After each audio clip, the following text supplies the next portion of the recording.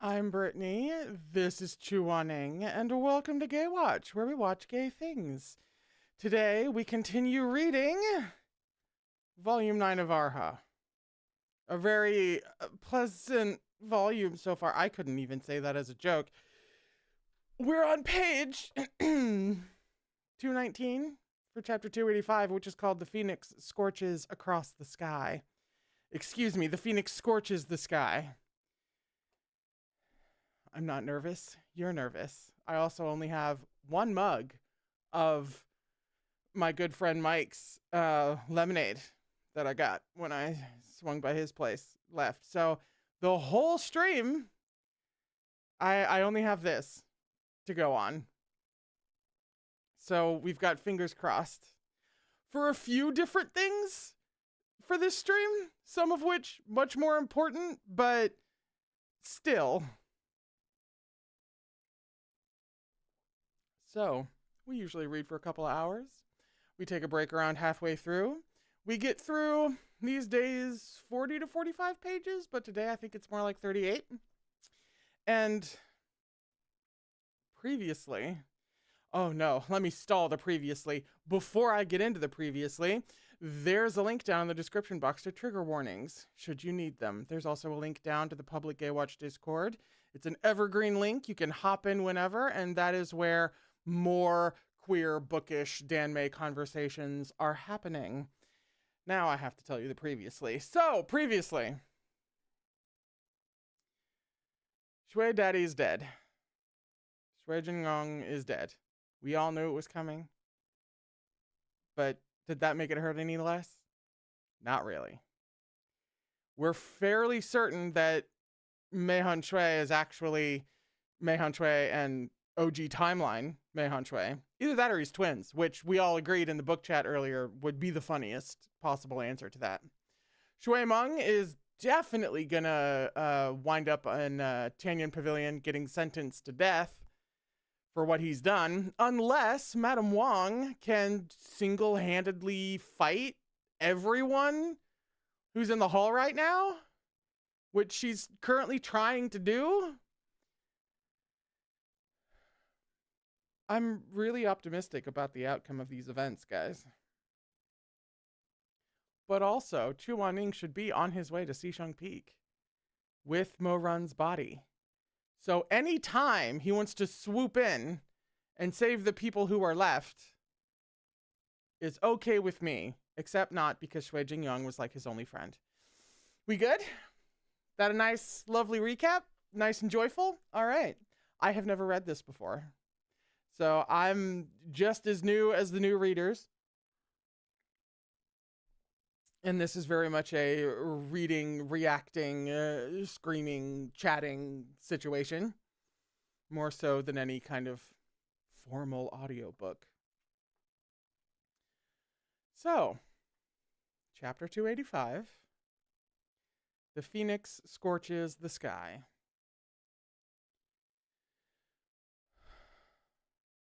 With the destruction of the silver bangle came the distant cry of a phoenix.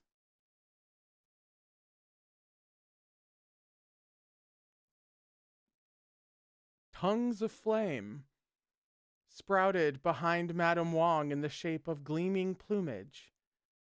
A red glow flooded the hall and flames scorched the sky. That ferocious spiritual flow was like an eruption of molten rock, threatening to swallow everything in its path. Were the people who were spamming the Phoenix emoji. Were you rereaders by any chance? Because given everything with, you know, this family, the Shui family, they are very Phoenix, you know, oriented. There's Phoenixes on the cover, so there is a plausible reason to be spamming with the Phoenix. However, I can't help but think, given how the rereaders have clowned us all in the past, that they were doing it on purpose. At least some of them. Madame Wong stood within the conflagration, raising her slender hands. A handful of writhing flames appeared in her palm, crackling and hissing as they hovered in midair. What's going on? I thought she was spiritually weak. Me too! Didn't Shui Jingyong marry a woman who couldn't learn magic? What happened? Shui Meng gasped. Mom? Jiang Shi took a step forward. Chu Ching, he snapped. Stop this right now. Why would you go so far because of what's happened today? Again, you're on the fence, Jiang Shi. I don't know what is going on with you. It'd been many years since anyone had called Madame Wong by her childhood name. Something indescribable flashed in those eyes, dyed red by the reflection of the flames, but it was swiftly swallowed up. Her eyes found Jiang Shi in the crowd. Jiang Zhengmen, if I didn't go this far, would you leave us be? Only silence answered her. Has she been a secret badass this whole time? Wait. Also, the art on the next page is simply her and the Phoenix.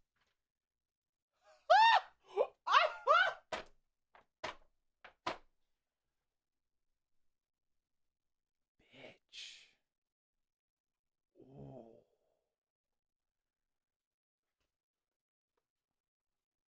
Look at that. Look at that. Oh my God.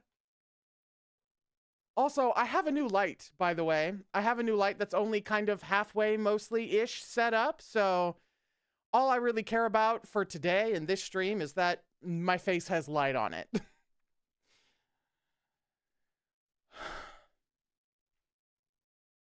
Would you spare Xishang Peak? Would you spare Shui Meng?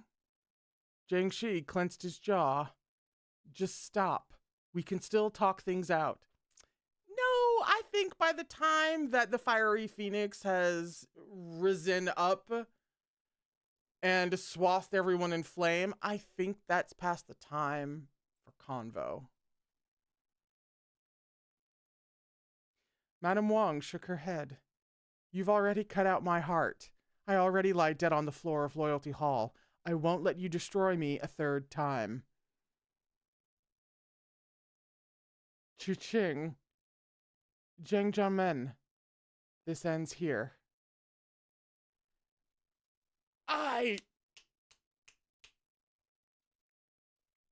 Yeah, also, third time.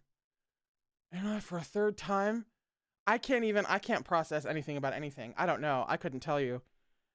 That feels big, but I can't intellectualize it at the moment. A phoenix's shrill cry echoed overhead as Madame Wong's clothes began to billow and flare. Her irises brightened to a scarlet red. One sharp-eyed observer noticed the orange glow beginning to shine through the fabric at her waist. What's that? She cried in fear. Jiang Shi swore under his breath and turned to the crowd. Go back down the mountain. But this isn't over. Shui Meng is still... Stay then if you want to die, roared Jiang Shi. That's Phoenix's Inferno of Guyueya. Do you treasure your life? I have no idea what that is, but that sounds fucking sick. Nearly everyone went white. It was widely known that the high-level female disciples of Guyueya had a phoenix tattooed on their waists, so they could ignite Phoenix's Inferno in times of danger, but none had ever seen the cursed flame. Secret badass! The price the technique exacted was too high.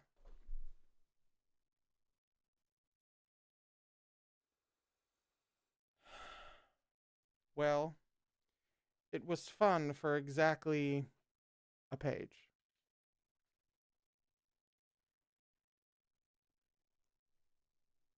In the best case, the user would lose their cultivation. In the worst case, their life.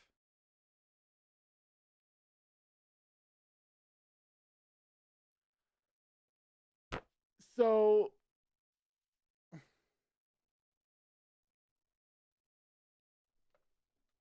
a one use only kind of thing. Well, your husband's dead, your son is getting carted off to be killed, your peak has been shut down. What else is left?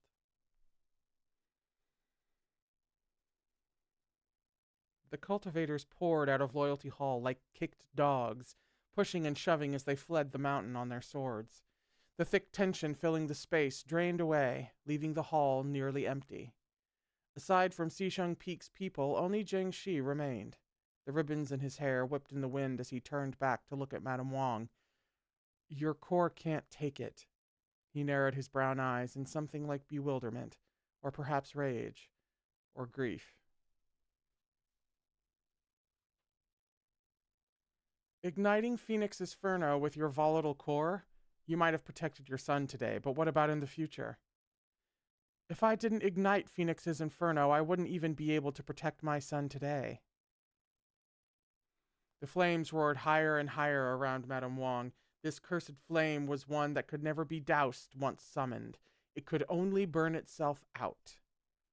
She walked up the jade steps, standing where Shui Jingyang had... I found out in recent days that yawning is a stress response. Do we know about sneezing?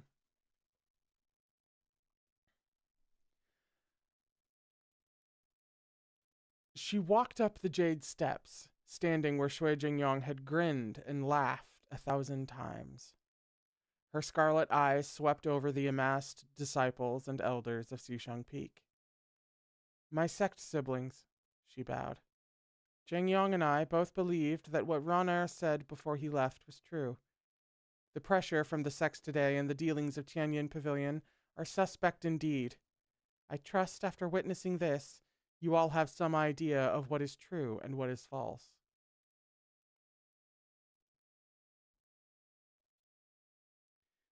The members of the sect all looked with deep concern at this woman who'd always been as fragile as a stalk of grass. Embers sparked and flashed over her clothes, an interplay of light and shadow. Xisheng Peak has stood for over 20 years. We have never harmed innocents or committed misdeeds. Despite the slander and false testimony against us, our consciences are clean. But I fear I am too weak to reveal the truth or bring justice to our sect. After this farewell, I have 3 requests I would make of you. I hope you will honor them on account of our long years together. The disciples all bowed their heads. As the madam says, they said through their tears. Shuimeng mumbled, Mom. Once ignited, the Phoenix's Inferno will burn for 3 days. No others will be able to approach. My first request is for all of you to stay alive. Leave Xisheng Peak and keep yourself safe. How the Tenlong elder shook his head. Better to die with the sect than flee like dogs. Madame Wang smiled. This isn't fleeing. Our great predecessor, Nangong Changying of Rufeng sect, once said something I hold dear. She looked out over the disciples and elders, just as she had so many times in the past. Those scarlet eyes suddenly appeared as gentle as flowing water, ripples gleaming over their surface. Nangong Changying once said that it doesn't matter whether or not the edifices of Rufeng sect stand, as long as there are those in the world who live by its precepts. As a gentleman of Rufeng sect, one mustn't indulge in greed, resentment, deception, slaughter, obscenity, plunder, or conquest. The sect has not fallen. Madame Wang paused. I'll echo his wisdom today. These are the same words I wish to say to you. Madam, leave, and when the truth comes out and everything is resolved, you may return here, if you still wish to. Asgard is not a place, it's a people.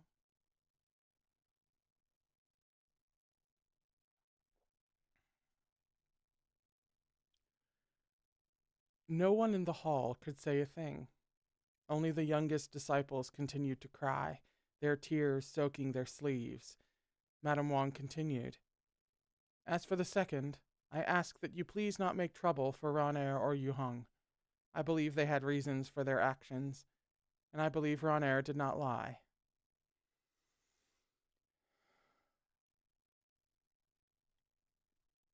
With the elders taking the lead, the disciples bowed their heads and repeated, Those of Xishang Peak swear not to harm Mo Gongja or the Yu-Hung elder. As for my third request, Madame Wang sighed.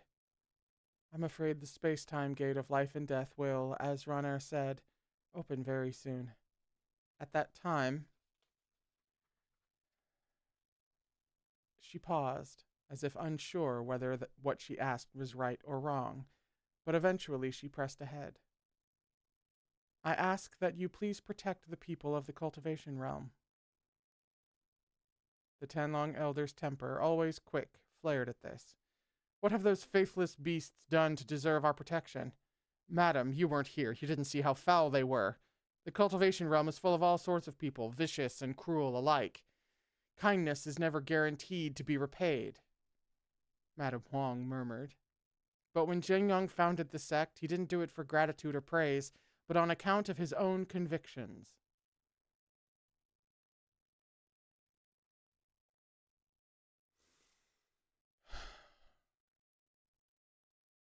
I already really liked her. The scarlet in her eyes was growing more vivid now, and the phoenix tattoo at her waist shone brighter. Madame Wang stood amidst the scorching flames. The world is vast, and the hope of fairness is a hollow one. Whew, damn, somebody write that down. Even so, doing what's right, upholding our ideals, is the least we can do. She closed her eyes and sighed. If Xishang Peak were to turn its back on those in need, just because of a few traitors, just because of the injustice we've suffered, becoming a second Rufeng sect, that would be Zhengyang's deepest regret. We cannot change those who embrace evil, nor can we see into the hearts of others to know their intent. But we can prevent cruelty and hatred from changing who we are. Madame Wang smiled faintly. It is my hope that your hearts will never waver.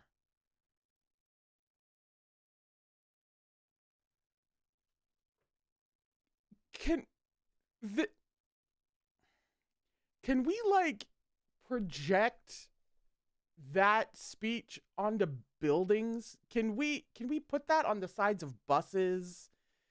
Can we project that onto there are water towers everywhere? How do we you can hire a plane to drag messages behind it at the beach. It'd be a long trail after a plane. We could get multiple planes. Something. Life, the universe, and everything. Just right there.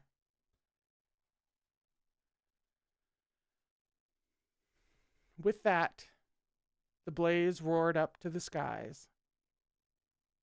The seal containing the Phoenix's inferno shattered completely, and terrifying power poured from Madame Wang's slight frame. In the blink of an eye, a wave of heat and light smashed out of Loyalty Hall like a tidal wave washing over the grounds. Clear Sky Hall, Dancing Sword Platform, Mungpo Hall, Naiha Bridge, the two peaks, the lake and the river, Frost Sky Hall, the Red Lotus Pavilion. All were engulfed by the spiritual flames. This conflagration could sense its master's intent. It swallowed the plants of Xishang Peak without harming them, and though tongues of flame licked around the disciples and elders standing in the hall, the divine fire left them untouched. Go, said Madame Wang. No one moved. She sighed and urged them again. Go. Why are you still standing here? Don't tarry. Only after her repeated entreaties did the disciples and elders lower their heads and stream toward the doors. Loyalty Hall slowly cleared, leaving only Shui Meng and Jiangxi. Jiangxi cast her one last glance before turning to leave. Wait, please, Madame Wang called out, stopping him in his tracks. More final matters to attend to. In the firelight, the expression on Madame Wang's face appeared surreal. It flickered in light and then shadow, in coolness, then warmth. She hesitated for a long time, as if tormented by what lay deep in her heart. Finally, she closed her eyes and made her decision. Shidi, she murmured. Come here. I have something to say to you. Shui Meng and Jiangxi were both stunned. Shui Meng couldn't think of a single thing Madame Wang could have to tell Jiangxi now of all times, and it was clear Jiangxi felt the same. He narrowed his eyes, watching her without moving. He and Madame Wang were sect siblings, but they'd parted ways and had now gone many years without meeting in private. Her husband, Shui Jingyong, was dead at her feet, and Jiangxi had come here today to dismantle Xisheng Peak. Of course he was wary. If you have anything to say, you can say it from there. There's nothing between us that can't be aired in front of others. Realizing she wouldn't convince him, Madame Wang turned to Shui Meng. Meng, go down the mountain. I need to speak to Jiang Zhongmen alone. Mom? Go. It has nothing to do with you. Well, then what the fuck does it have to do with? What is... Shui Meng's face was caked with blood. His tear tracks stood out stark against the filth. He scrubbed pitifully at his eyes, choking as he said, I don't want to go. Both of you are here. I'm not going anywhere. I want to stay with you.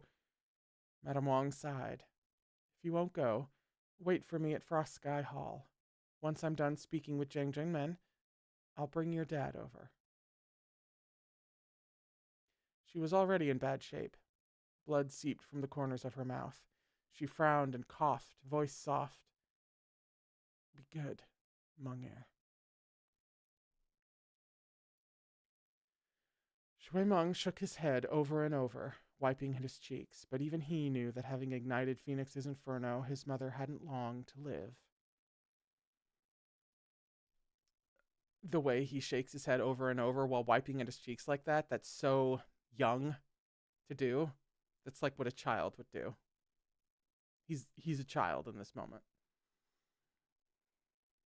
How could he disobey her and ruin what little time she had left? He went. Only this pair of sect siblings from Gaywatch remained in the vastness of Loyalty Hall. The instant Shui Meng disappeared through the doors, the last bit of strength keeping Madame Wang upright went with him. She collapsed onto the ornate seat in exhaustion, unable to maintain her earlier composure. She stared at the low table in front of her for a very long time, tears streaming down her pale and perfect cheeks. Then she began to cough, violent paroxysms that had blood pouring from her mouth. Jiangxi stayed where he was. Seeing Madame Wang choking on her own blood, he seemed to think of going up to her, but he never did. There's no one else here, he said. What do you want to say? Madame Wang, still coughing, couldn't reply. Jiangxi frowned, expression darkening. Your spiritual core grew unmanageable after the cultivation incident you had back then. Further study was beyond you, yet you've now ignited Phoenix's inferno. It will kill you. Madame Wang drew in a shuddering breath, her lashes wet. She stared at the table, eyes unfocused. Yes, I know. The ocean of fire had engulfed them but didn't burn them. A scarlet sea billowed between her and Jiangxi. Then what more do you wish to say? Madame Wang was silent. If there's nothing, I'll take my leave. Jiangxi waited another beat, but at the sight of her with her head down, unmoving, he lost his patience. He turned once more to leave, but again her soft voice stopped him. Shidi? The flames danced toward the sky like great plumes of red dust. Do you look down on Meng that much? Her nonsensical question immediately gave Jiangshi a feeling of unease. What? You two fought the very first time you met at Rufang Sect. If I hadn't come along, you might have come to blows. Madame Wang sighed. Shidi, he has a hot temper, but please.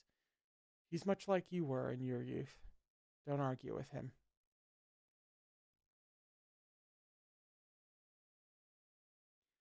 Puzzled, Jiangshi glanced back at her. What do you mean? Madame Wang didn't respond. Her silence loomed over them like storm clouds, as if the skies would darken and the downpour would come at any moment. In that awful stillness, Jiangshi's mind flew back to certain events of his youth. His heart pounded, but his expression remained cold, his fingers clenching into fists as he awaited Madame Wang's answer. Shui Meng. Madame Wang's sigh was light, but it came like the sharp crack of lightning in the sky, like thunder through the heavens.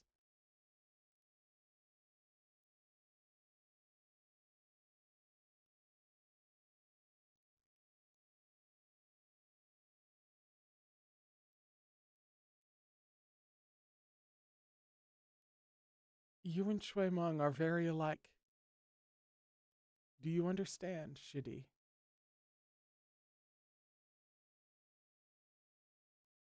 Though he'd already had some suspicion, hearing the words aloud made Jiangshi's head ring. His mind went blank. Who were alike? He and Shui Meng. That junior who was rude and irritable every time he saw him, the one he scorned to his very bones. The idea was absurd. The hall was quiet. Jiangshi thought over the meaning of her words, those forgotten truths parting layer by layer like the cracking of dark ice. His expression remained unchanged, but his blood froze over. He felt himself begin to tremble, yet the very thought was ludicrous. He whirled and stared into Madame Wang's eyes. Perhaps he'd misheard, but he knew it wasn't so. Those words were quiet, but each had been clear as water, rushing toward him through the blaze like an inescapable tide.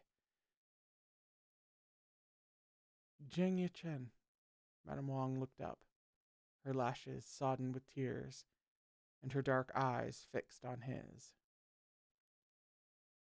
Shui Meng is your son.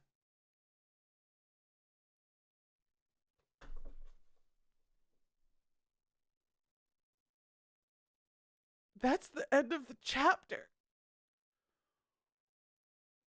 What? What?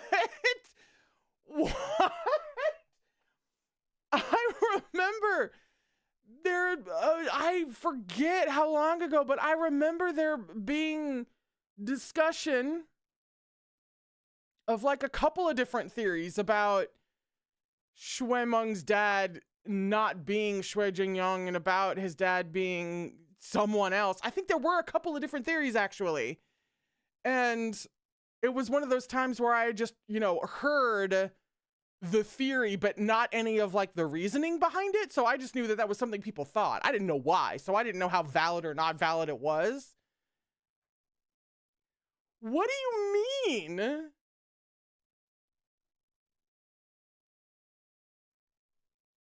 Dad? Shui Meng's...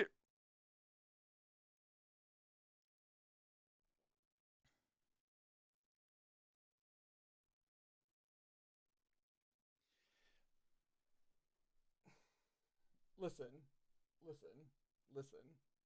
As soon as I get this hair out of my face, I'm going to take over the world. 1 second. Jesus. How did I flip pages? I was so fucking shocked that I flipped pages. Where am I? Where are we? What's happening?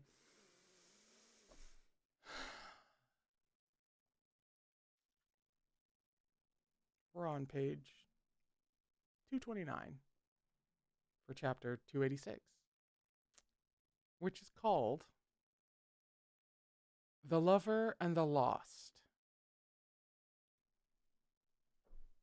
The new daytime soap playing on your local TV station.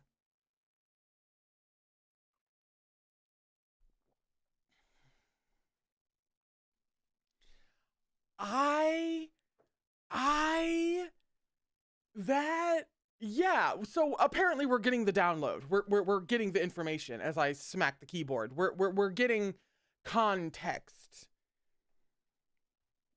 about this, which is great because I need some. The hall was silent. The hall's been silent a lot lately. Jiangxi forced a laugh, but his eyes held a hint of fear. Wang Chuqing, have you lost your mind? What are you saying?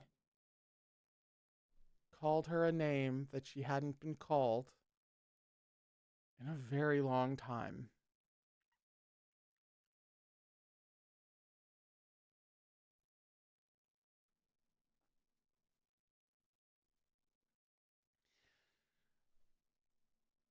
Beneath his lavish sleeves, his hands balled into fists. He seemed to hear the sound of stones shattering. He was dizzy, almost delirious. What possible relationship could that boy have to me? Jiangxi's manner was dismissive, but Madame Wang's words had already taken him out of his shock and into terror, and from terror to suspicion, and then fury. He'd thought himself alone in the world for so many years, without any kin. A son. Telling him now that Shui Meng was his son. How ridiculous. Madame Wang swallowed a mouthful of acrid blood. She caught her breath before she went on, as if what she was about to say was humiliating, but persisted. I know Shidi hasn't forgotten what happened back then. As for Meng Er, I would never lie to you. Jiangxi watched her, then began to laugh. His laugh was very rarely so unbridled, yet ridicule and anger filled his eyes. My son! He spat the words, every syllable freezing cold. Shiji needn't spin such a laughable tale just to entrust your son to me. You could have just asked outright. In personality, in looks, in physique, and temper, when has your son ever resembled me in the slightest? A violent unease kept him from acknowledging the truth. He struck out in his denial of it. Must you use such underhanded tricks to convince me to clean up the mess you and Shui Jingyang made? How could Shui Ziming possibly be my child? But his heart shuddered, and a voice in the back of his mind told him in his own icy tones, yes, he is your child. Consider his age. Consider how Wang Shiji left Guyue. Ask yourself honestly, with the heavens as witness. Jiangxi, think back. But what was there to think about? Jiangxi lashed out like a trapped beast, crushing that voice of rationality in his heart to dust. Why should he remember? He'd been alone for more than 20 years. Now she was telling him he had a son. A son who opposed him in every possible way, wearing a face he hated, and belonging to a father that wasn't him. Impossible. He, Jiangxi, was no pathetic do-gooder with an excess of kindness.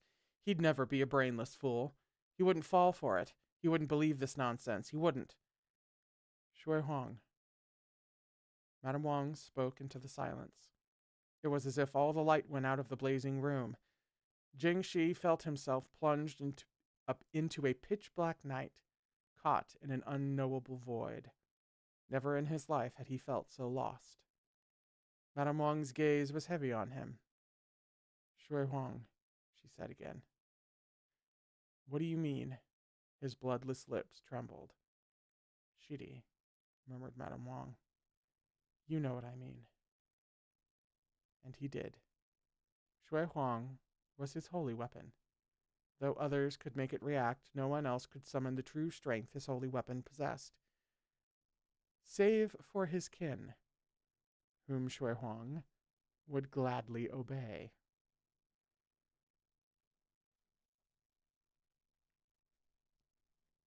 Jiangxi couldn't say a word. He didn't need to test it. If Madame Wang was willing to say such a thing, what was there left to prove? He was cornered, rendered mute. He rasped after a long beat, face pale.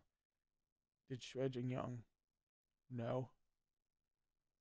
He seemed to sag with exhaustion now that his earlier madness passed. He's known all along, said Madame Wang, her gentle eyes filled with torment.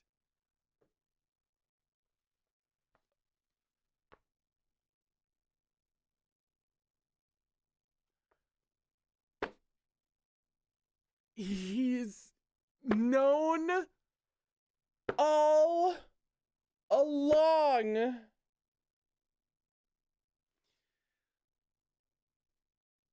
He's he's just he's just known.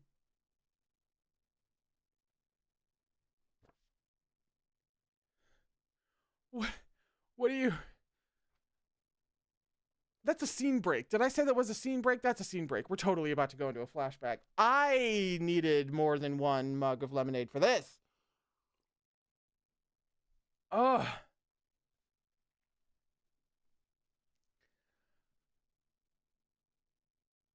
Shui Jingyong had first seen her at 17, in the full flush of her youth. He had been riding his little donkey through Yangzhou with a stalk of foxtail grass dangling from his mouth when he happened to run into Wang Chuqing, who'd come to the port to buy cloth. Among all those beautiful disciples of Guyue, none but Miss Wang caught his eye. Shui Jingyong was a frank and straightforward young man. He went right up to her, smiling, to say hello. Her companions called him shallow, and Wang Chuqing herself was a gentle soul who was faintly embarrassed by the whole thing. She turned him away, blushing, then lowered her face and rushed off. Miss Wang was soft-spoken and pretty, and for Shui Jingyong it was love at first sight. His feet brought him back to Guyue again and again to see her. 1 year passed, then 2, then 3. He'd always come find her, be it at the Mid-Autumn Festival, the Dragon Boat Festival, or the Lantern Festival. Rumors of her affair with this rascal spread throughout Guyue, and in the end, even the tender-hearted Wang Chuqing tried to drive him off in anger. At the time, Shui Jingyong was indeed a young rascal. He refused to be deterred. Go, she would tell him, you're making things hard for me. You don't have a lover, Shui Jingyong would reply, and neither do I. I only come to see how you're doing. Once you get married, you'll never see me again. Miss Wang was speechless. Shui Jingyong grinned. I promise, I'll disappear faster than a bolt of lightning. He then paused, a note of concern creeping into his voice. You don't have someone in mind already, do you? Miss Wang's cheeks went pink. She lowered her head like a blossom bending over water and said, No, very softly. But it was a lie. Of course she had someone in mind, and she wasn't the only one. The young man she admired was the object of many of Guyue's female cultivators' affections. She liked her Shidi Jiangxi very much. Maybe I should have had tea.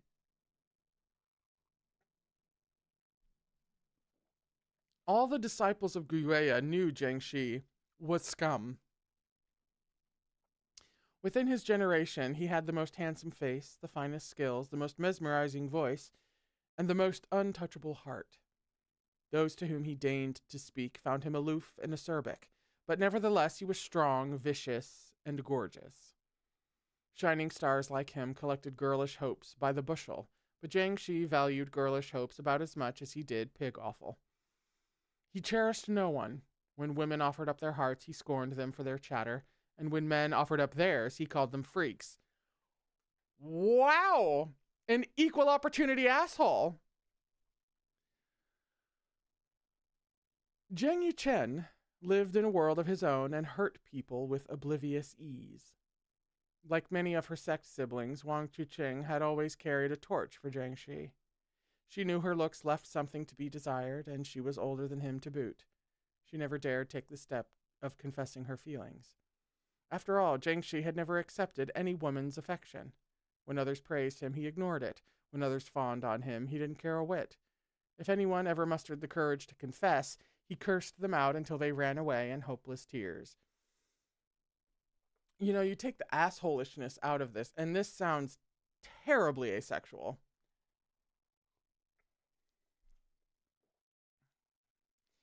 Anyone brave enough to tell Jiangxi their feelings was a hero in their own right. Madame Wang didn't think herself a hero, so she resigned herself to the notion that she and her affection would age together and be sealed in the same coffin. That is the most 17-year-old thing I've ever heard. One day, however, the sect leader summoned them both. Our Guyuea sect specializes in extending the lifespan by nourishing the primordial spirit. Most of our disciples will live over 100 years. For generations, our sect leaders have devoted themselves to cultivation methods that prolong life, in hopes of finding the road to immortality, that we may roam the world forever, even without ascension. Indeed, seeking the key to eternal life, the sect leaders of Guyuea tested all sorts of methods, which of course included Xuanu's dual cultivation techniques. That name had a footnote, and the footnote says the goddess of sex, longevity, and war. Damn. Jiangxi had a pure water elemental core, while Wang Chuqing's was pure fire. Both these youths were still virgins, so this cultivation method suited them perfectly. For this reason, the sect leader had summoned them to be each other's cultivation partner. They were bred?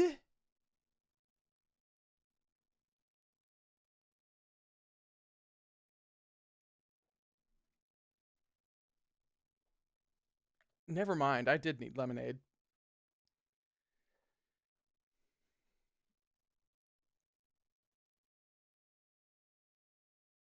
Wang Chuqing had loved Jiangxi for a long time. She was, of course, delighted.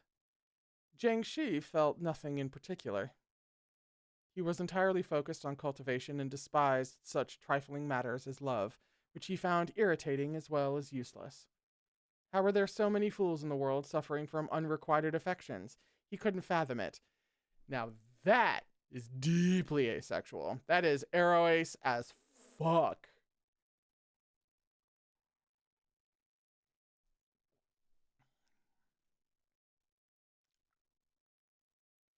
Love is a disease, he was wont to say.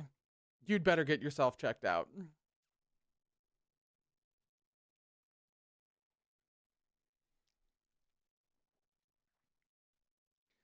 Who knew how many maidens' hearts had shattered upon hearing these words from the most beautiful man in Guyuea? To him, not even the bedroom techniques of Xuanu should involve any emotion. Dual cultivation was a method like any other. Since the sect leader had asked it of them, he wasted no time going into seclusion with his shiji and cultivating based on the scrolls provided. But the adoration in the girl's eyes was impossible to ignore. Uh-oh. As time passed, Jiangxi gradually came to understand what this shiji felt for him. It frustrated him, made him uneasy. He was dual cultivating with her on the sect leader's orders, nothing more, and this technique specifically required clarity of mind and freedom from worldly desires. Their bodily union was only to facilitate the merging of their spiritual energy. Any love or lust was forbidden. You could get a whole ass series out of that alone. Yes, I'm writing it down. To this end, Jiangxi had warned his shiji several times to think of nothing else. If your mind isn't clear, dual cultivating like this will lead you right into chi deviation. Your core will become volatile.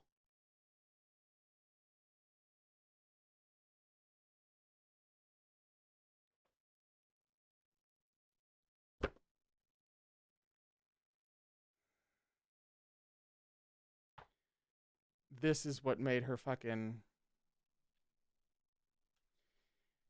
This is what made her weak. This is the incident that was referenced earlier. This is ooh, ooh. But how could Miss Wang control her own feelings? Eventually, at the end of one particular session, her surging emotions knocked her spiritual energy out of true. She became delirious. It cost Jiangxi a great deal to bring her inflamed core back under control, and he flew into a rage when he had finished. Why hadn't she listened? Why couldn't she stay focused? Continuing like this will kill you. We should stop. At the time, she had been inconsolable. Somehow, she summoned the courage to ask him, eyes glistening, Chen, when you cultivate with me, is it only because of the sect leader's orders? Jiangxi's scowl deepened. Why else? She'd known from the start that Jiangxi was as cold as a glacial spring with a heart of unfeeling stone, but hearing him say it aloud was more than she could bear. Tears streamed down her cheeks. Humiliated, she reached up to wipe them away, but they kept coming, leaving her even more flustered. She scrambled to her feet, voice thick with her shame. I'm sorry. She turned and left without looking back. For a long time after, Jiangxi didn't bother to seek her out and never spoke to her if he saw her walking by. Their interactions didn't escape the notice of several young and beautiful cultivators of Guya who mocked her behind her back. Throwing yourself at him like that, did she really think she could catch Jiangxi? She's delusional. She certainly thinks highly of herself. Dual cultivation is just dual cultivation. If she had chi deviated, she'd have hurt Yuchen Shixiang for nothing. What a pest. What do you mean, dual cultivate? Shixiang did it as his duty, but she did it for her own reasons. Everyone knows she's in love with him. If you ask me, she just wanted to take advantage. Wang Shizhe is older than we are, and she's more shameless, too. The rumors went from mouth to mouth, all the way to the ears of Shui Jingyang, who'd come as usual to spend mid-autumn with Miss Wang. The gallant young cultivator was forthright, but not stupid. He quickly put together what had happened and furiously told the gossips off before running around in search of Miss Wang. But by the time he found her, he didn't know what to say. He could only stare. You... Wang Chuqing looked up from where she stood beneath a willow tree, her eyes still red from crying. Shui Jingyang grew flustered. Don't cry. You don't have to listen to all that. I think you're great. Wang Chuqing turned her face to the rippling surface of the lake. I lied to you. There is someone I like. There was a long pause. Said Shui Jingyang. Then why are you still here? Shui Jingyang scratched his head. But it sounds like he doesn't think of you like that. And since he doesn't, I can still talk to you, can I? He won't mind. Met with her silence, Shui Jingyang hesitated. Will he? Miss Wang hung her head. No. What did Jiangxi think of her? He'd only ever been following the sect leader's orders. She was the one who let her wishful thinking get the better of her. Everyone in the sect agreed that Jiangxi was scum, but Wang Chuqing thought being labeled as such merely because he refused to accept another's love was perhaps too harsh. Jiangxi never led anyone on or gave them false hope. They were the ones drawn to him like a moth to a flame. She'd known of his merciless apathy, yet gone running passionately after him just the same. Now it hurt too much to go on. But by some twist of fate it came to pass that either the disciples in charge of preparing the medicines had made a mistake, or perhaps there was some other reason, because Miss Wang soon realized she was pregnant. Panic had gripped her then. What should she do? She could only imagine what her sect sisters would say, how they might jeer at her once it became known, and she scarcely dared contemplate how Jiangxi would react. She was a complete mess, hopelessly lost for what to do. When she finally pulled herself together, she decided to go find the sect leader. But when she arrived outside his door and raised a hand to knock, the cool, clipped voice drifting out froze her in place. It belonged to Jiangxi. Shiji cannot control her heart.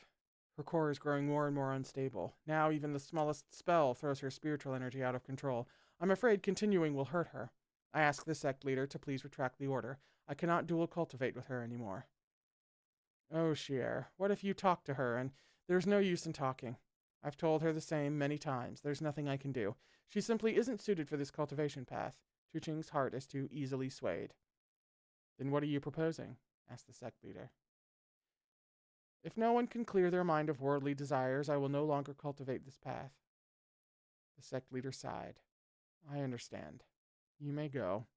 Clearing one's mind of worldly desire is the hardest trial in the dual cultivation path. In all these years, I don't know if anyone in Guyeya has been as unshakable as you. Jiangshi paused a moment and asked, Is it that difficult? Extremely difficult. The sect leader examined him. Tell me, after spending so much time with Wang Chuqing, were you never swayed in the slightest? Jiangshi sounded faintly confused. Swayed? In what way? The sect leader watched him for a long beat, but saw no hint of a lie in the young man's eyes. He seemed somewhat taken aback. Jiangshi, what is Wang Chuqing to you? My dashiji. And when you're dual cultivating? My dual cultivation partner. Nothing else? Nothing. The sect leader's expression made Jiangshi frown. Should there be anything else? No. After a long moment, the graying old sect leader sighed. It's been so many years, yet no dual cultivation disciple has ever managed to pass the trial of love. You are the first. Unfortunately, I can't think of a single other person who could complete this task with you.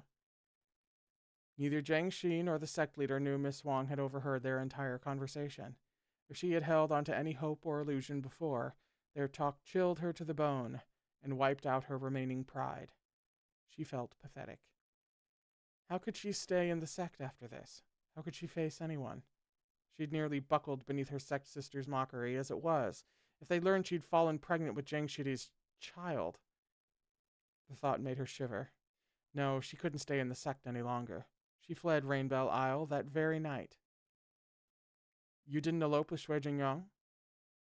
No, said Madame Wang. Jiangshi closed his eyes. He didn't know what to say. He was a callous person. He did only have eyes for his cultivation path. After Madame Wang, he'd never so much as touched another woman. And back then he was certain he felt nothing for this dashiji, though when he'd heard that Madame Wang had eloped with Shui Jingyang, he did frown. Truly, worldly love was as fleeting as a flower's bloom. The women of the world were not to be trusted. Even this Shijie, who had supposedly loved him, would run away with another young man at the drop of a hat. He grew to despise matters of romance. Even now, the memory filled him with disdain. Only today, 20 years after the fact, did he learn the truth from his Dashiji's own lips. But Miss Wang had become Madame Wang, and the greatest years of their lives had passed. There was a stiff silence before Jiangshi asked, Then, why did you leave Guyeya? I could no longer live under the same roof as you, Shidi. 20 years later, Madame Wang could finally look at him peacefully. Everyone has their pride. I couldn't face staying in the sect. Jiangshi said nothing. At first, I thought of killing Meng in the womb, but I couldn't bear to do it. So I traveled through all sorts of places, alone, and in Baidi City, I gave birth to our child. When Zheng Yang found me, Meng was already more than a year old. He's always known. She paused to cough up more blood. After her chi deviation, her core had always been volatile. She'd only suppressed it all these years by never using magic. Now, with Phoenix's inferno scorching the skies, her life had reached its end. Madame Wang slowly stopped coughing, her breaths growing thin. Shidi, the tale of Zheng Yang kidnapping me to Xisheng Peak to make me his bride was just a story he spread. He never wanted me, or Meng to be hurt. She looked around and glimpsed Shui Jingyang's corpse. The sight seemed to stab into her. She still remembered the day of their wedding, when Shui Jingyang had told her with a grin, All right, from now on you have nothing to worry about. That bastard Becca Gugueya humiliated you, but I won't. Now that you're with me, you'll live in glory all your life. As long as I'm here, you'll never feel shame again.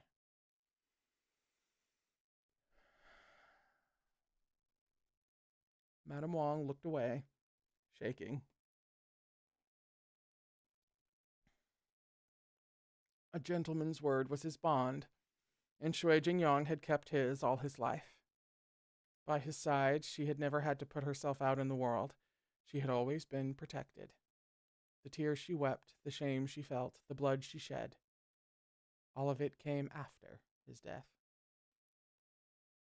He never cared that I was too weak to bear another child. He never cared that Meng wasn't his blood. He still treated him as his own. Shuimeng. Shuimeng is grown now, but he's never truly suffered. She closed her eyes, her cheeks so pale they appeared almost translucent. We can't protect him anymore. Jiangshi stiffened. Shidi, take these 20 years as my vengeance on you. Any resentment, hate, any scorn, lay it all at my feet and mine alone. Madame Wang's voice was so hoarse now it was hardly intelligible. I beg of you, help him. Don't let them hurt him. Her plea came soft as drifting willow fuzz. Yichen, please. Phoenix's inferno rose into the skies. Jiangshi stood alone in the sea of flames, surrounded by blazing vermilion. He looked at the woman seated on the dais, her eyes closed as if in sleep. He was sure she had more to say. After all, she'd only just promised Shuimeng they'd meet again at Frost Sky Hall. He waited patiently. He waited for her to stand up, to tell him it was all a lie, a joke, a farce. He waited a long time, his expression darkening, until his heartbeat began to slow and his blood began to cool. But she never said a word more. Madame Wang passed on with Shui Jingyong. She'd once been a cultivator of high renown, known for her gentleness and virtue. Rumors later spread that Shui Jingyong had stolen her away to be his wife. Others told of how she'd eloped with him and left her sect behind. There'd been so many tales, yet none of them were the truth. For years, many in Xisheng Peak had speculated that Madame Wang merely tolerated her husband, but that she was too timid to complain. In the end, it didn't matter what anyone else thought or said. The moment she heard of Shui Jingyong's death, she'd lost the will to live. Was it love driving her desire to follow him, or something else? Perhaps she couldn't have said herself, even at the very end. Had she truly loved her husband, or was it only gratitude? Had her feelings for Jiangshi disappeared long ago, or had they left their mark? She didn't know. These questions, like so many in life, were destined to go unanswered. In her last moments, she hazily recalled the lines of a poem she'd read by the windowsill many years ago. With these sleepless nights I repay the care I've lost in your absence. That has a footnote. From the third part of the poem, Elegy in 3 Parts, by Tang Dynasty poet Yuan Zhen. In those days, she'd just married Shui Jingyong, and she'd often reminisce about her youth spent in Guyue.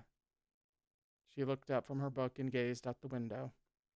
The fogs of Sichuan were thick, drifting and scattering like celestial clouds, as if this, too, could be heaven. Someone approached her from behind.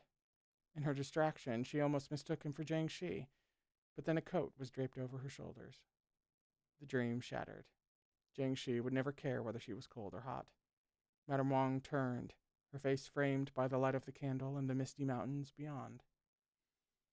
Another footnote. A reference to Sent North in Evening Rain by Tang Dynasty poet Li Shangyin, a poem about loneliness and sorrow. Her young and handsome husband was smiling down at her. He scratched his head and said, "It's getting cold. I didn't want you to catch a chill." That's a scene break.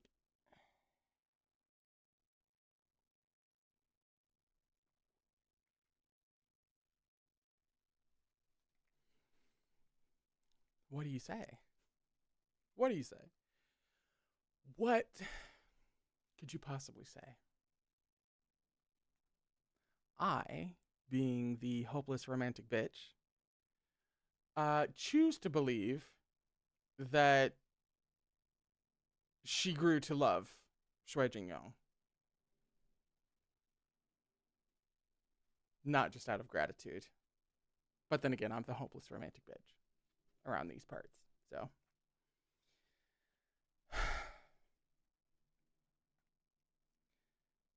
The thick carpets of Loyalty Hall were patterned with pollia flowers, Madame Wang's favorite floral motif. Jiangxi stepped out of the hall and left those blossoms behind, his expression still cold, but slightly more wooden than usual.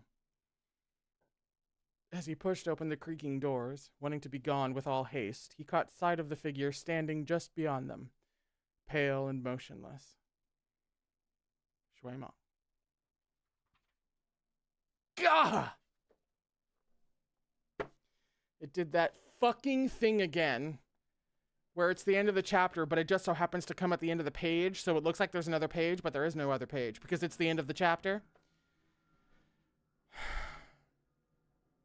I'm going to close my window so we don't have to listen to planes landing anymore, and we're going to take a break. We're a little after 4. We're going to go ahead and take a break, and we're going to walk that one off. Didn't I made a sort of a prediction of sorts as to how all this was going to go, and I said it reminded me of a certain thing in a certain series. And I was right. So, on that note, I am going to go. I can't refill my mug. I'm going to go pace around my house for a little bit before we, where's my bookmark, continue on page 243 for chapter 287, which is called Inescapable Fate. And much like chapter 285, I can immediately see art on the next page. I'll be back in a minute.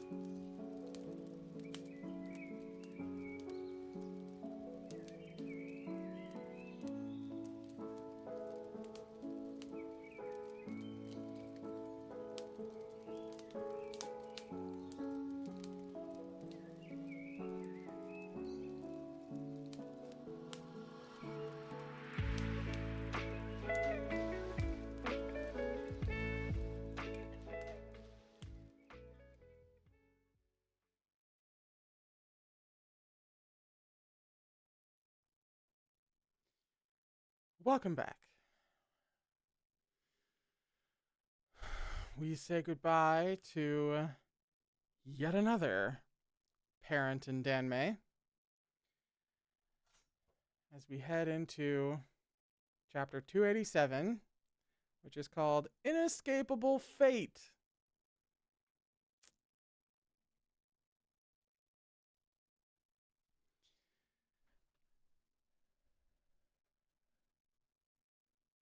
Jiangxi said nothing, and neither did Shuimeng.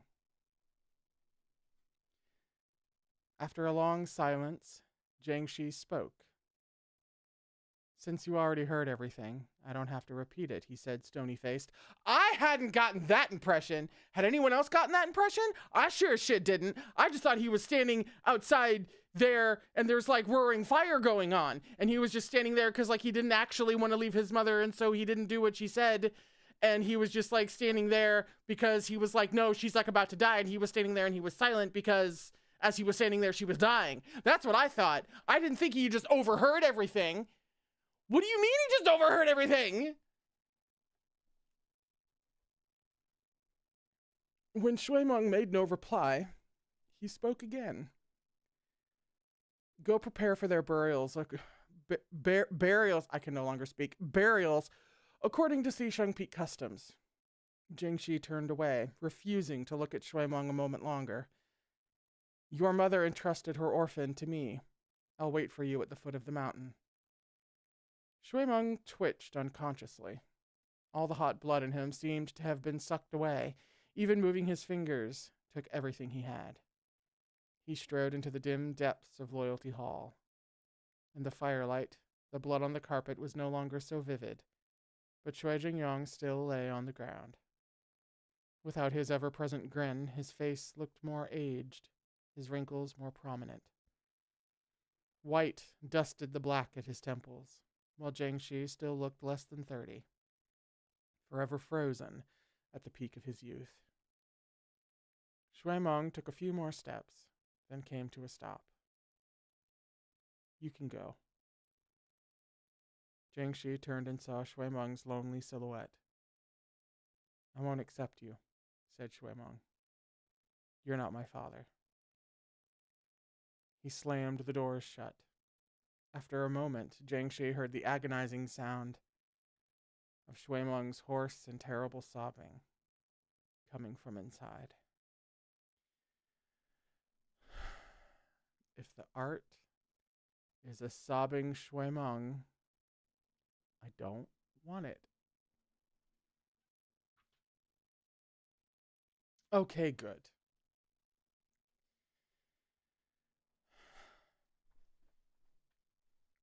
Jiangxi stood silently in the biting wind until his hands and feet were freezing, then made his way slowly down the mountain. Since we seem to be moving past this moment, I'll show you the art now. It is indeed quite beautiful, if not utterly heartbreaking.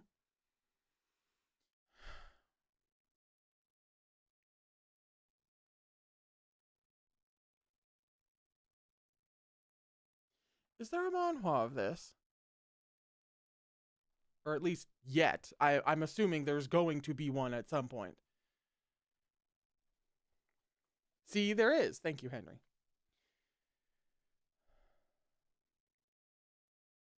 Most of the cultivators, fearing Phoenix's inferno, had long left. Only a few of Tashui Palace's disciples remained, Mei Hunshui among them. These juniors ducked their heads and bowed respectfully at the sight of Jiangxi, murmuring, Jiang Zhenmen. Jiangxi felt the muscles of his face taut with strain.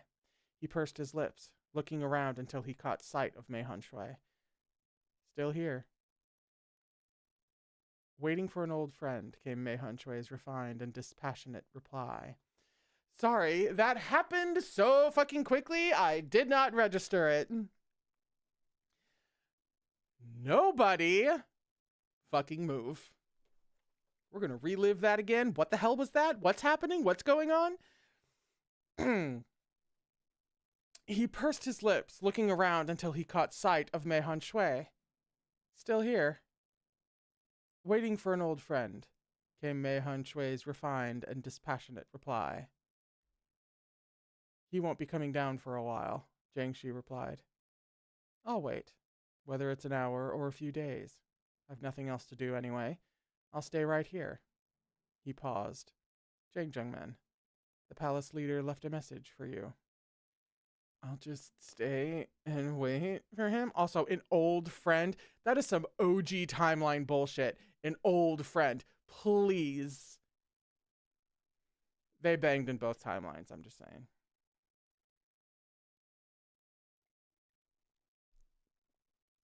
No, you know what old friend gives? Old friend fucking gives, Charles and Eric. X-Men. Mm-hmm. Just saying, old friend. Yeah.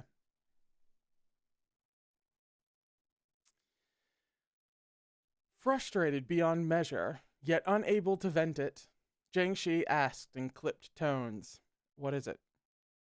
Mei Han Shui bowed.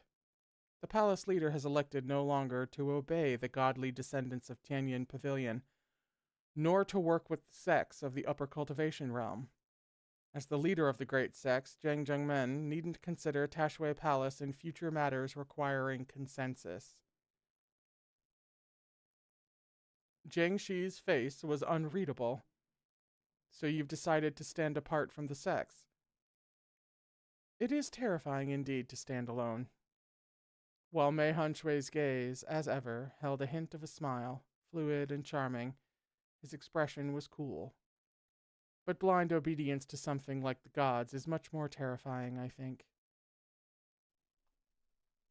I mean, you don't gotta be hot about it, Mei Han Shui. You can fucking calm down, all right? We don't gotta be doing all this. You're doing too much. I'm gonna need you to stop. All right? How come every time this man shows up for like half a fucking page and it just wrecks my entire day? What is happening?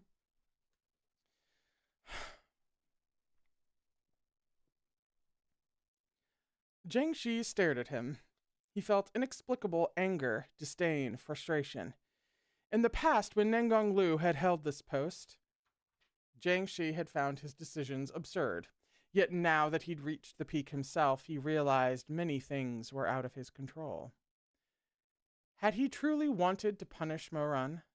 Had he intended to blindly obey Tianyin Pavilion? He had tried to persuade the other sects not to march on Xisheng Peak, but they had refused to listen. As their leader, what could he do? In the past, he'd had his own opinions and could lead Guiyue without a care for anyone else's.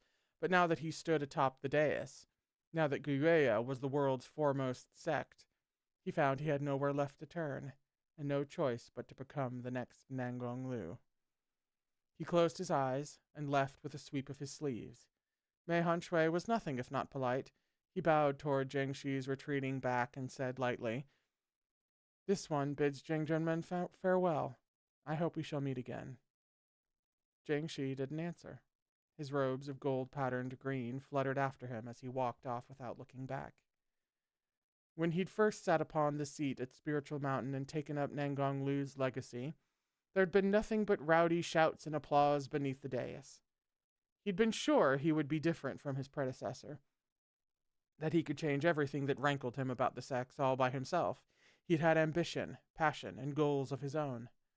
Only now did he realize the applause he'd heard that day hadn't been a welcome for the arrival of a powerful leader, but a funeral dirge for a once unfettered soul. From then on, within the vastness of the Jianghu and its borderless skies, one might find sect leader Jiang, but never again Jiang Shi. Fuck! God, we get it, Meat Bun. You have a way with words.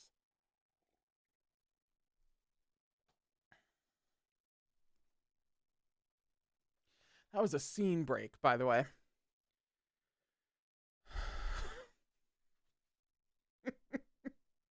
I've got to pin a comment here. Shuimeng remained on Xisheng Peak after he buried his parents. Oh! It's a fuck of an opening line.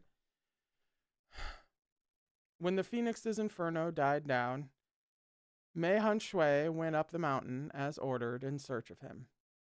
He found Shui Meng unconscious in Frost Sky Hall and took him back to Kunlun Tashway Palace. Excuse you. I need details? This is a 10-volume series with an 11th volume of extras. I need detail. What do you mean? He found him sleeping. Did he, like, bridal carry Shui Meng out of there? These are the things that I need to know, Meat Bun.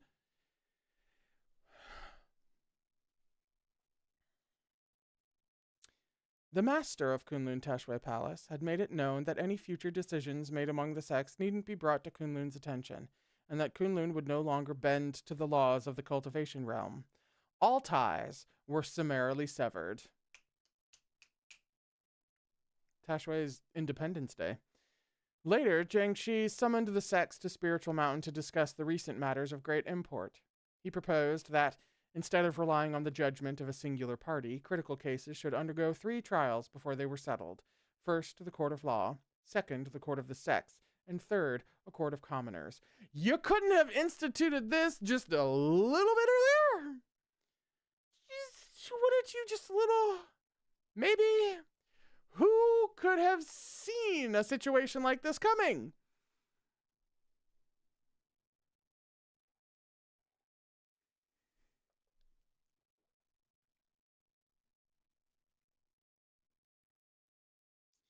He didn't specify whom he meant by a singular party, but everyone knew he was displeased with the role Tianyin Pavilion had played. His suggestion was met with violent rebuttals. We're shocked. Stunned. Plot twist of the series. Tianyin Pavilion was created by the gods. That set of scales used by Pavilion Master Mu during the interrogation was once the god of justice's own holy weapon. There's nothing fairer than the word of the gods themselves.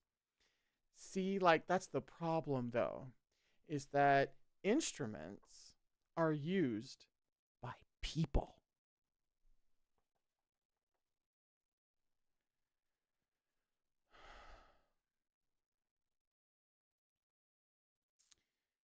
Zhang Zhenmen's recklessness might anger the gods. The more conservative members who put all their faith in Tianyin Pavilion and took everything Mu Yanli did as holy writ, somehow had the courage to slam their hands on the table and jump to their feet. Tianyin Pavilion has been the crown jewel of the cultivation realm for thousands of years. They've cleared the names of so many innocents who were wrongfully accused. Their continued existence ensures villains hesitate to break the law. Zhang Zhenmen, do you wish to stamp out this sacred torch of the cultivation realm? No. See, like, that's the thing. We're not talking about defund the police as in fucking get rid of them. We're talking about rearranging the structure and reattributing resources a little bit, you know?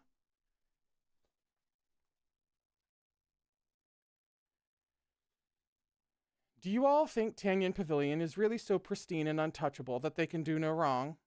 Snapped Jiangshi. Tianyin Pavilion is of divine origin and has stood for thousands of years. Of course it can do no wrong.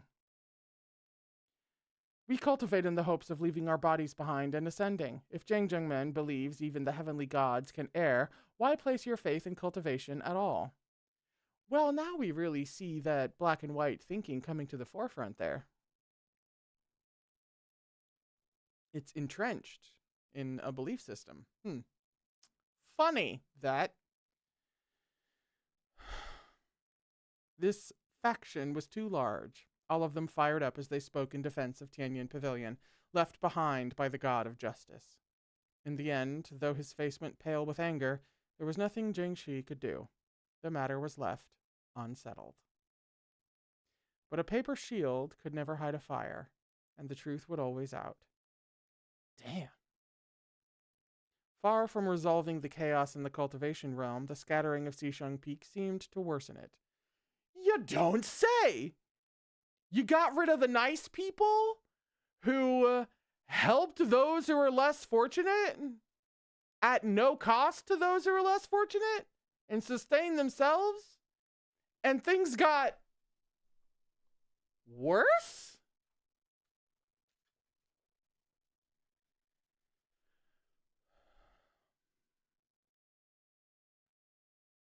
A riot started in Sichuan 3 days later. The first spark to catch was Wuchang Town. A group of commoners dressed in white mourning clothes traveled to Tianyin Pavilion to make their grievances known. When has Xisheng Peak ever stolen children? Where did Tianyin Pavilion find those beasts that spoke against them? How dare they accuse Xisheng Peak? How can they live with themselves? Where were you 3 days ago? Where were you? But it's fine. Cultivation this, cultivation that. Have you been doing it blind this whole time? Wuchang Town sits right at the foot of the mountain. You marched up there for justice, but you didn't dare seek it in our own court? Why did you put together that herd of heartless traitors, those ungrateful cowards, if not to give yourself an excuse, a chance to act on your own cruelty? You're all murderers. Exonerate Shui Zhongmen. Those among the petitioners who'd originally lived in the upper cultivation realm and been rescued during the apocalyptic fire in Lin Yi wept hardest, their faces masks of fury. Framing the innocent, they howled, scheming and lying. You're not human, you're beasts, monsters. One cultivator couldn't hold his tongue a minute longer. Putting a hand to the hilt of his sword, he shouted, "Enough! Tianyin Pavilion was founded by the gods themselves. How dare you speak this way? Aren't you afraid you'll go to hell?" The crowd fell silent. But it was only a moment before a storyteller took up his paper fan and jabbed it at the doors of Tianyin Pavilion. "Go to hell," he snorted. "Shenzhen, listen up." He cleared his throat and proclaimed for the world to hear. "Tianyin Pavilion is no more than a glorified pigsty." You know, every now and then, just a nameless rando just steps forward and just really does something. Such as danmei, and it's pretty fucking great.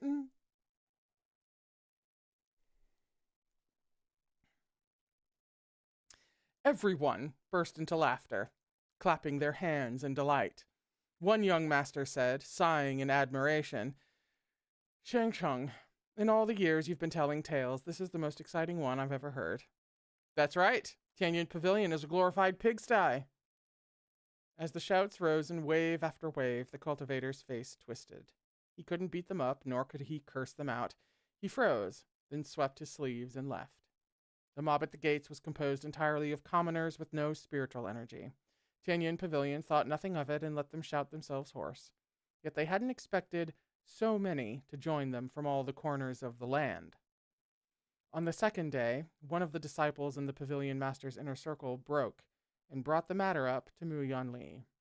"We hadn't expected the nice people who help everyone at no cost would have a horde of people who are grateful at being helped at no cost. Shocked we are."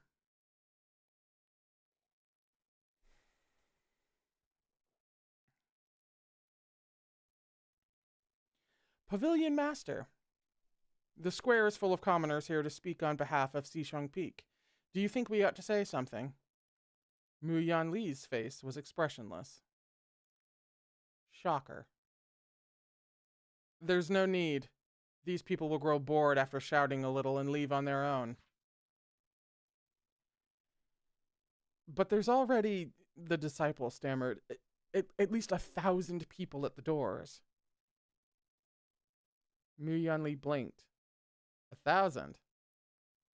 Pushing herself up from the rosewood chaise, she stepped over plush fur rugs to reach the window, its frame carved with flowers. "Ooh, bringing the money into it? Bringing the class struggle into it? Ooh, thank you. The unwashed masses are at the door because you killed kind people.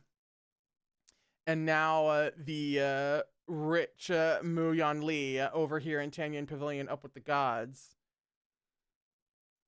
who was sitting in a rosewood chaise, steps over the plush fur rugs to a frame carved with flowers to look out the window." She looked down. The square in front of Tianyin Pavilion was a sea of white. Dressed in their white hemp mourning clothes, those commoners had gathered, some on their feet shouting curses, others seated quietly on the ground, so determined it seemed they'd be content to grow roots right there before the gates. A furrow appeared between Mu Yanli's brows. Nearby, the same disciple asked carefully, "It's been 2 days, but no one has left. The crowd has only grown. People from all the towns and villages of Sichuan have begun to arrive. If this continues, the matter of the false witnesses will get out." At Mu Yanli's continued silence, the disciple pressed, "Pavilion master, what should we do?" Mu Yanli pursed her lips before she could reply. A voice as smooth as jade rang out from behind her. "Let it."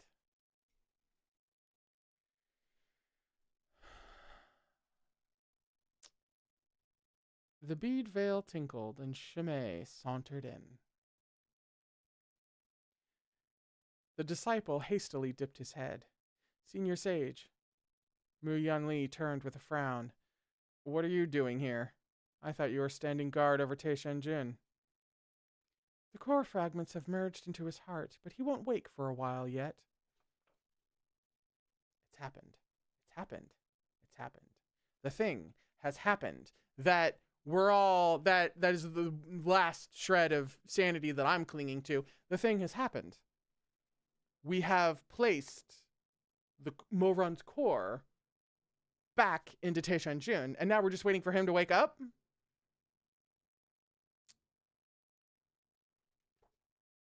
Please, dear fucking God, let this backfire horrifically on Huabinan.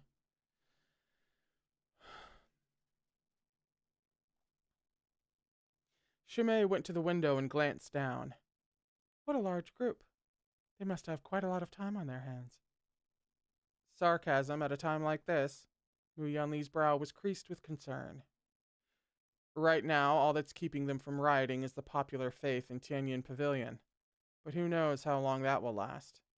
There are many fools among the cultivators of the other sects, but they are not all fools. If these commoners keep making a racket, I'm afraid some accident will occur even before Taishanjun wakes up. Shimei smiled. Don't worry, Mujija. Not even the biggest accident could shake Tianyin Pavilion's position. What do you mean? Those cultivators pursue their path with the goal of ascending. They can't possibly insult the descendants of gods while here on Earth. Honestly, did they really not know whether Xishang Peak was guilty? Could they really not tell whether or not those witnesses were telling the truth? Well, there's a horrifying thought. When Mu Yanli didn't answer, Shimei continued. They chose to believe it because they feared Xishang Peak, and they feared Morun's Zhenlong chess formation. They wanted to eliminate this sect, so they put their trust in a mere few dozen testimonies. Shimei laid his hands on the windowsill, his voice feather light. They knew what they were doing. I could get into an entire fucking argument about this, but we don't have time. We'd be here for a while.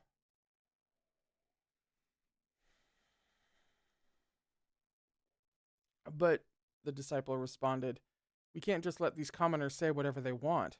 We have to address it somehow, don't we? That's why I said just let the matter get out. What are you saying? Asked Mu Yanli. Be more decisive. Chase them off. Tianyin Pavilion has never censored frank speech, nor do we turn people away without reason. Dispersing them will draw the sect's condemnation, said Mu Yanli. Shimei didn't care. Did I not just explain? Deep down, they already know the truth. They're not going to rise up and revolt anytime soon. By the time things come to a head, our Taishanjun will be awake. I'm sure you know what that means. Mu Yanli swallowed back what she was about to say, appearing conflicted. She closed her eyes and turned to her disciple. Send them away. That loyal disciple left, leaving only Mu Yanli and Xu Mingjing in the room. They stood at the window, side by side, watching the goings-on below. A row of Tianyin Pavilion disciples filed out, their clothes and crowns of white gold sparkling in the sunlight. When the commoners in their coarse white hemp saw them emerge, they thought they'd finally get an explanation. Those who were sitting rose to their feet, and they clustered around the disciples. Though they were too far away to hear what the disciples said, Shimei and Mu Yanli had a clear view of the fury that appeared on the listeners' faces. Suddenly, one of them grabbed a disciple and slapped them soundly across the face. Chaos broke out below. Mu Yanli's eyes widened. The tide of people pushed and shoved, raining blows upon the dozen or so disciples caught in their midst. How could this be allowed to continue? Mu Yanli was stoic, yes, but not so much that she'd watch her own disciples beaten and reviled in public without lifting a hand. She moved to open the window and call out to the disciples that they could use magic for self-defense, but found her hand caught in a firm grip. "Let them fight," said Shimei. Tianyin Pavilion prohibits cultivators from striking back at commoners unless given explicit permission. Any fight is a risk. If I let this go on, their lives may be in danger. "Let one die," said Shimei peaceably. Mu Yanli stared in shock. Really? Does Mu Yanli know about what the water bitch gets up to? Because if she has any inclination, and she seems to,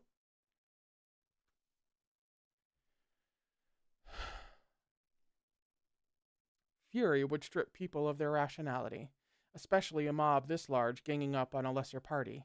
They wouldn't hold themselves back. And see, this is what I didn't rant about earlier. Hua Binan all being all like, oh, they knew, they wanted XYZ, and so they did the thing. And it's like, oh yeah, when you frame it that way, it sounds so simple. However, you were also manipulating things, dude. It was a, coercive, if you can even prove that that's actually what's going on in people's heads. That's your assumption. Your little water bitchy assumption, okay? And just like now, he's manipulating the grander events, banking on assumptions of certain people's... It's not as... Actually, okay, I know why this has hit a button, and it's for political reasons that we're not going to go into. So.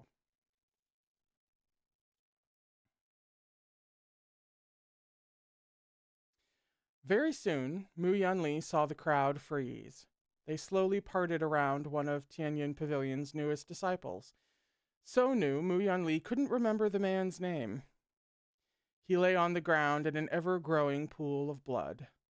Shimei released Mu Yanli's hand. Look, now you have an excuse to stamp out these ants. Strike away. The hardest thing about crushing resistance was finding an appropriate excuse. Once the excuse was found, violence and oppression became as easy as breathing. Write that the fuck down. The hardest thing about crushing resistance was finding an appropriate excuse. Once the excuse was found, violence and oppression became as easy as breathing.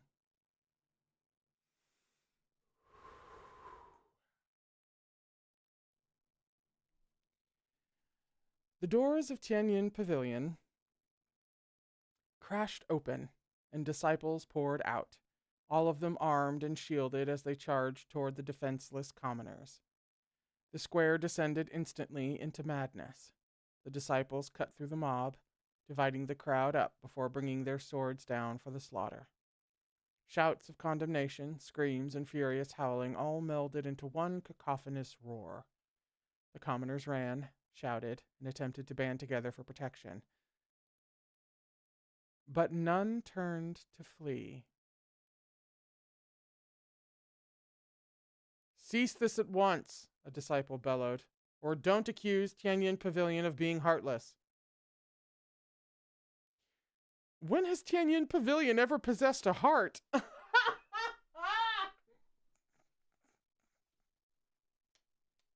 An old man's quavering voice cut through the noise of the crowd. The chief The chief of Yuliang village had come too. This old man came here for justice. Even if I die here today, I won't regret it. The village girl, Ling Er, was enraged and heartbroken. She stood with all her relatives from the village, refusing to fall back so much as a step. Kill us all, then. Will you dare kill everyone in Sichuan to silence us? I mean, sure. If they can find a pretext, sure. Tianyin Pavilion's best fighter, leading the disciples' charge, clenched his jaw. A herd of ingrates lining up to die. Those behind him closed their ranks, hands sparking with spells. Yet before they could hurl them, an arrow screamed through the air, slamming into the ground with a burst golden light. A brilliant yellow barrier shimmered into existence between the two sides. Who the hell? The Tianyin fighter snarled. A beam of white light shot upward, piercing the clouds in a blink and streaking up through the heavens. Within this tremendous flow of spiritual energy, a dashing young cultivator leapt down from the sky and stood icily in front of the Sichuan commoners, with her bow held before her, wreathed in wind and smoke.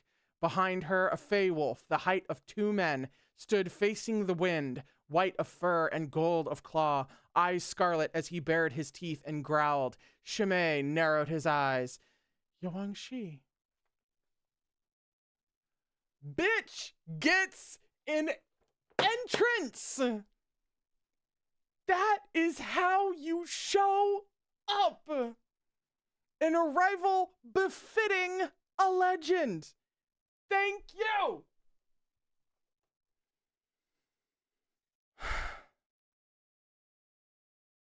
Yuangshi quickly put aside her bow and summoned her sword.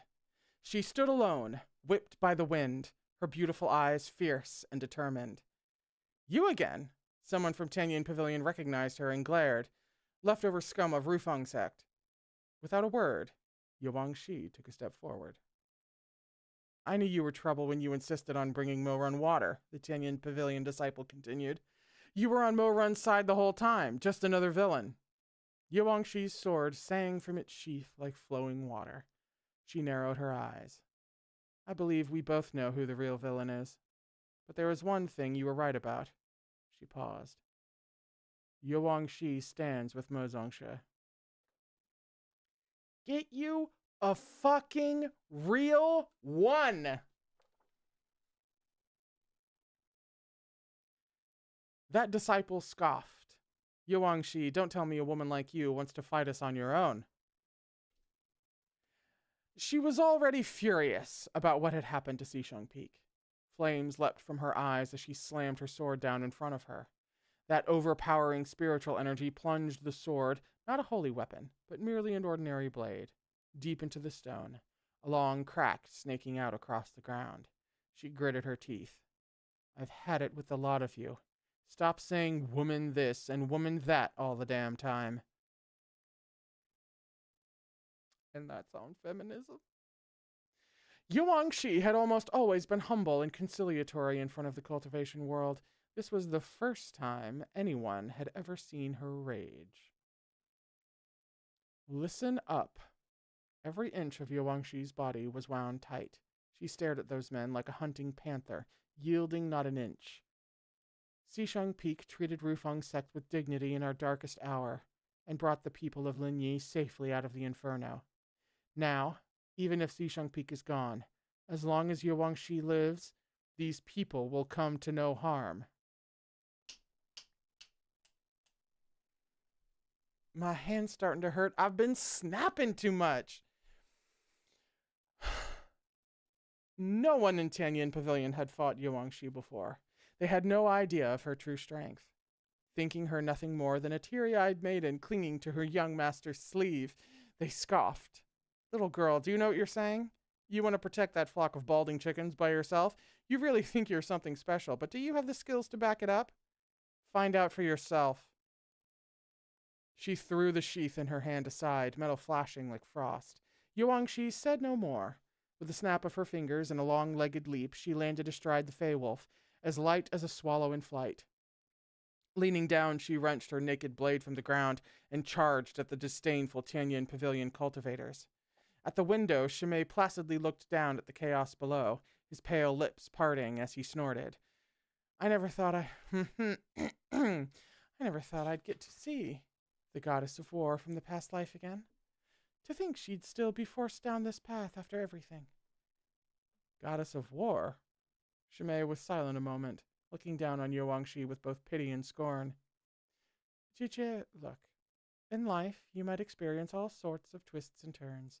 You might set out in 100 different directions, but you always end up at the same place. Who she was in the past life is not something she'll be able to escape in this one. Blood sprayed and sparks flew. The cries of slaughter soared into the skies. Yuangshi fought alone, weaving between clashing sword glares, keeping the crowd of commoners shielded behind her barrier. This woman was clad in black martial robes, her waist slender and her legs long. When she wielded her sword, she was Yuangshi, but now Baijin fought seamlessly by her side. And Madame Rong's embroidered quiver swayed at her belt. When she drew her bow, she was also Nangongsa. She'd experienced much more in this life than the last. She'd been helpless and lost, yet she'd also had those fleeting moments when the storm clouds had cleared. The evening Nangongsa gave her the jade pendant atop Naiha Bridge. The sunset had been beautiful. She'd thought she could put down her sword and become once more the gentle girl who could cry and laugh as she liked. But Nangongsa had died. He went without warning, and before he did, he told Yuangshi as she stayed behind to hold off their enemies, "It's too dark here. I know you don't like it. I'll come back as soon as I can." But he never did. Just as she had in the past life, Yuangshi lost her weakness, and also her armor. She slowly absorbed what remained of those tender feelings and gradually accepted this lonely, grieving version of herself. In her heart, she silently gave herself 2 funerals. Elder Shu's death had taken little Yize with him. With her own hands, she buried her Yifu in those days of sunny youth. Nangongsa's death had taken Miss Ye to the grave. She personally snuffed out the lantern that burned through rainy nights. It's a footnote. It's referencing to Huang Jifu by the Song Dynasty poet Huang Tingjian.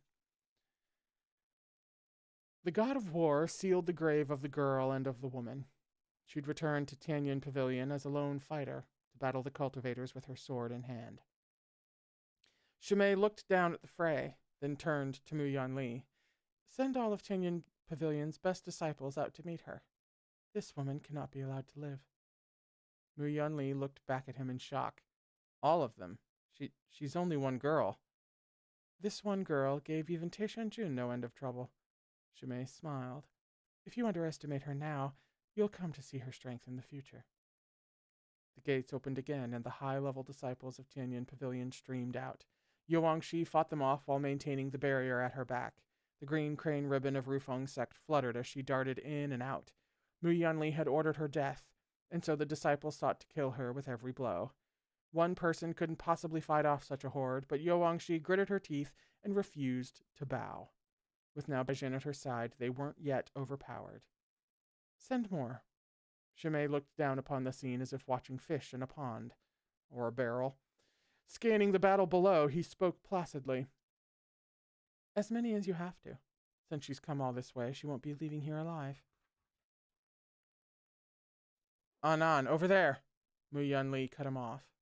Chimay's gaze followed hers to the horizon, where a cloud of silver and blue was thickening into a wide band across the sky. The elders and disciples of Xisheng Peak had come. And on the light of the 3rd day,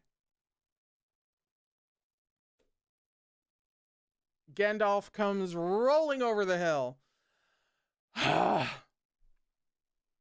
The men and women Madame Wang had saved still wore the armor of Xisheng Peak, riding their gleaming silver swords as they swept in from the far reaches of the sky in a great mass. At their head were the Tenlung and Xuanji elders, robes flaring in the wind like a scene from a painting. Behind them, hundreds of disciples bore down on Tianyin Pavilion in fury, their armor flashing in the sun.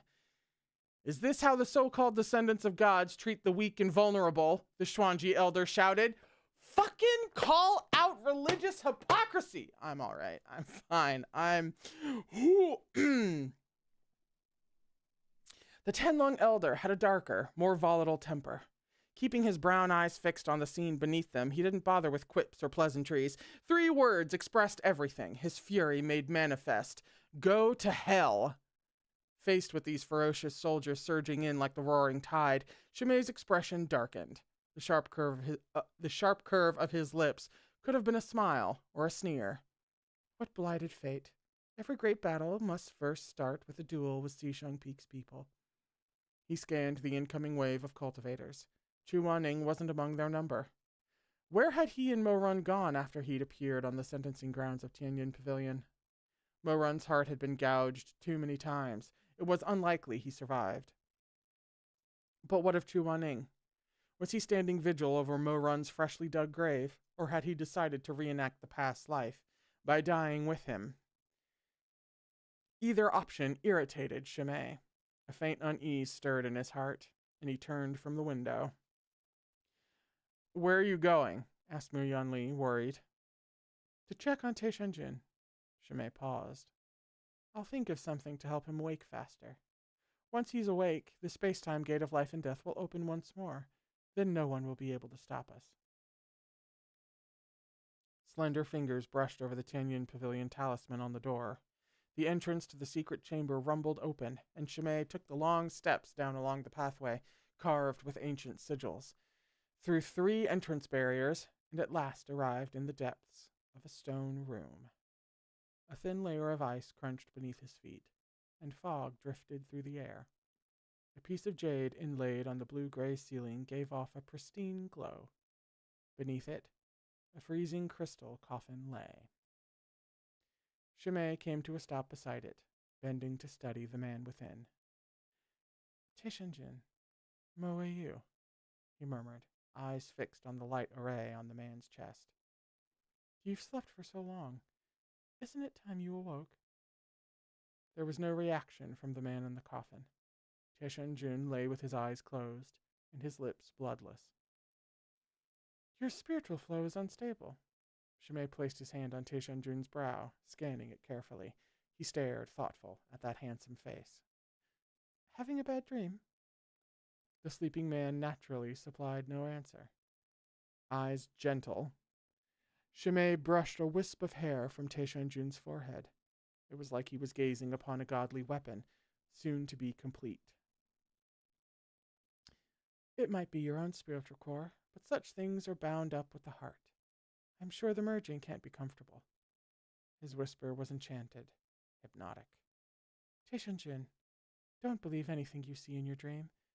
It's all fake. Come, wake up. Once you're awake, you'll have everything. Shimei bent lower, his lips almost brushing the sleeping man's ear, voice sibilant and syrupy. Be it Shimingjing, Chuaning, even your dead mother, they'll all come back. Wake up, he breathed to the sleeping emperor. I'm waiting.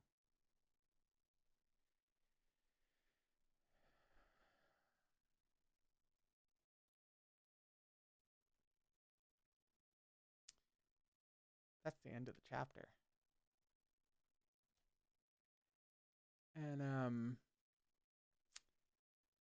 it's 5. So that's all we're reading for today. We're on page 261 for chapter 288, which is called The Zongsha and the Emperor.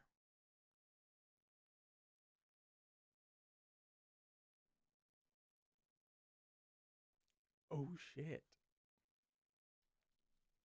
Oh fuck. Oh my god. Whoo. Um.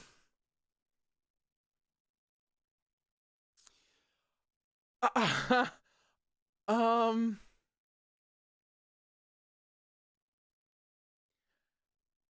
I mean, when Tae Jun comes back, wakes up, I should say, even if he's initially just Tae Jun, like, I've got to be right. Like, we're gonna do the thing. He's gonna be integrated. Maybe we just need to get him in front of Chu Wan-ning. He was already being moved by Chu Wan-ning when he didn't even have Mo-Run's spiritual core inside of him. But now with that, you know? Yeah? Maybe? And even more to the point, where the fuck is Chu Wan-ning? He hasn't shown up at Seashung Peak, which is where he was supposed to be going with Mo-Run's body. He hasn't, shown up as the dashing hero in any of these scenarios. Where the fuck is that tree? Where did he go?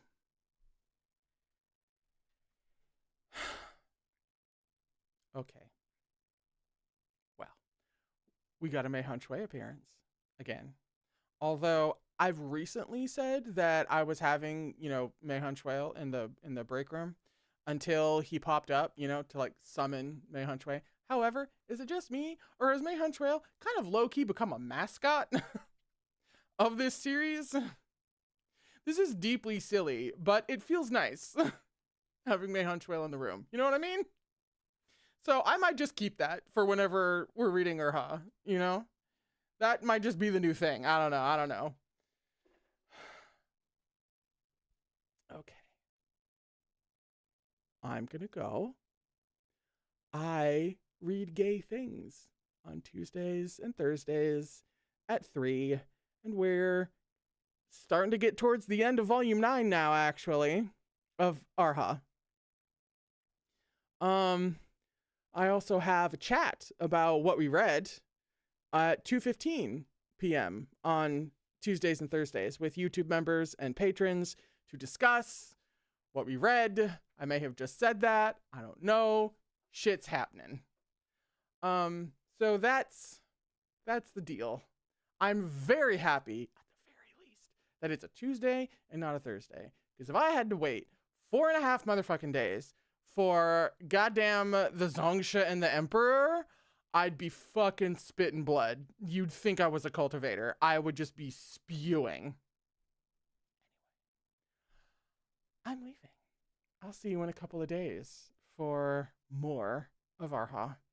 And in the meantime, please remember to take care of yourself. Okay? And have a lovely week.